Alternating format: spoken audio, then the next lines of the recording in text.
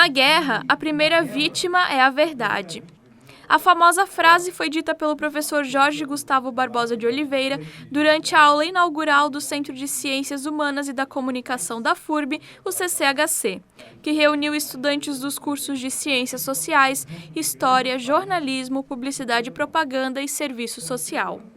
Ele foi um dos convidados a falar no evento, Conflito entre a Rússia e a Ucrânia e suas narrativas, uma análise geopolítica e comunicacional. Especialista em política internacional, o professor explicou os motivos que levaram a Rússia a entrar em guerra contra a Ucrânia. A causa principal é que a OTAN é um organismo político-militar dirigido pelos Estados Unidos, criado pelos Estados Unidos, comandado pelos Estados Unidos, conta com os países europeus da Europa Ocidental e que passaram a integrar países da Europa Oriental, alguns deles inclusive que pertenciam ao antigo Pacto de Varsóvia da União Soviética e que pertence do ponto de vista geopolítico a uma área de influência da Rússia, que não é uma superpotência, mas é uma grande potência. Agora, esse problema ele tem origens até anteriores a isso, né? Mas pegando o atual, é a partir de 2007, quando a Rússia começa a dizer que aquilo não era mais aceitável porque implicava uma questão existencial, ou seja, para a Rússia era vital que não houvesse mais essa expansão e ela continuou ocorrendo. Outro motivo bastante importante é a questão energética. A Rússia é o maior país do mundo, né, em termos geográficos, e exporta muito para a Europa. A Europa, na média, depende em 40% do seu gasto energético da Rússia. Qual é o problema aí do econômico para o político?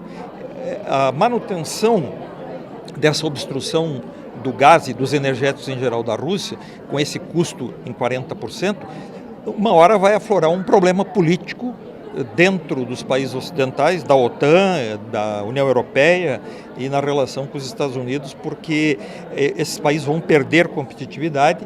Quem sairá ganhando com isso provavelmente é a China, porque a China vai ter mais disponibilidade ainda desses energéticos, estão aumentando, inclusive, mais um gasoduto para a China, e isto vai fazer com que esse país que mais cresce no mundo tenha ganhos de competitividade também naquilo que é insumo fundamental, a energia.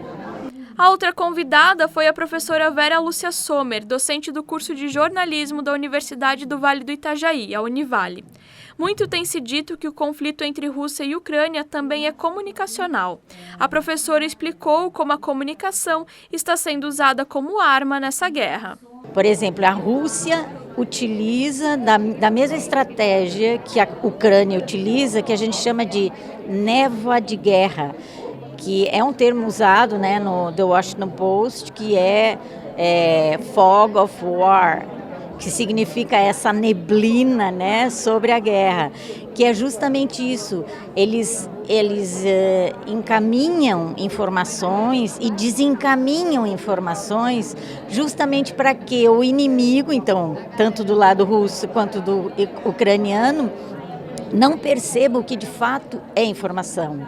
Qual é o grande problema disso? É que a população não sabe que isso é só uma estratégia.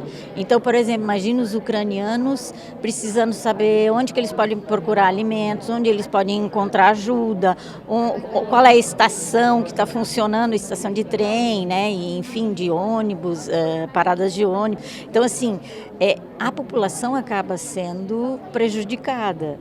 E isso é geralmente o que acontece numa guerra. E essa estratégia que eu estou falando, né, de névoa de guerra, ela é antiga, né, no sentido de desestabilizar, de confundir, de desorientar o inimigo. Só que, na verdade, quem sofre mais é o próprio povo. Ela também alertou para a maneira que as pessoas estão se informando hoje em dia, utilizando muitas vezes apenas as redes sociais. Mas também destacou que os veículos tradicionais de comunicação, apesar de ainda serem os mais confiáveis, não produzem materiais aprofundados sobre os países. Uma das primeiras coisas é que a gente não sabe o que efetivamente acontece, está acontecendo ou aconteceu. Ou seja, a gente não pode confiar muito nas redes sociais, né? porque não tem, como é que eu vou dizer, não tem um comprometimento, né? Como a gente do jornalismo, que faz jornalismo sério, comprometido, as redes sociais não têm apuração, de fato. Mas não há o quê? Um aprofundamento na questão. O que a gente sabe sobre o Putin, que está armando essa guerra, né? Armando literalmente desde 2014 contra a Ucrânia? O que a gente sabe sobre a própria Ucrânia? A gente sabe pouca coisa, porque não há reportagem em profundidade. Porque hoje as reportagens, essas de grande fôlego, né, que a gente diz de apuração, de pesquisa, elas são raras. Então, assim, nós consumidores e nós produtores, nós temos um grande problema hoje. Em quem nós vamos confiar? Como é que a gente vai se informar?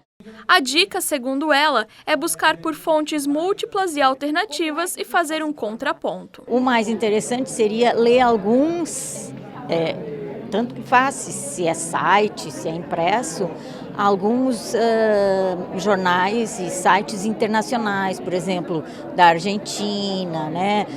O próprio O País também é um jornal, o Clarim, e tentar ir na rota do alternativo, sabe, aqueles outros veículos que não estão tão engajados na causa norte-americana, por exemplo, que é a grande abordagem nossa, é ficar do lado da Ucrânia, do lado da OTAN e do lado dos Estados Unidos, né? Então, assim, se a gente souber isso, já dá para ter um olhar mais crítico sobre o que está sendo veiculado.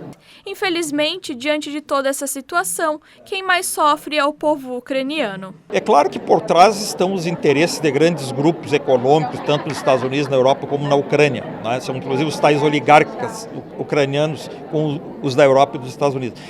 A população em si, muitos nem têm noção de por que estão sendo bombardeados e morrendo e tendo suas casas destruídas. Agora, esse que é o problema da política, né? A política não é uma questão de gosto. Todos nós, por vivermos em sociedade, estamos à mercê dos desdobramentos políticos. Isso em qualquer país, em qualquer sociedade. Nesse caso, se veio desenvolvendo um conflito gigantesco entre grandes potências e quem está ali, para má sorte, né, são os ucranianos. O evento teve transmissão ao vivo e pode ser assistido na íntegra no canal de YouTube da FURB TV.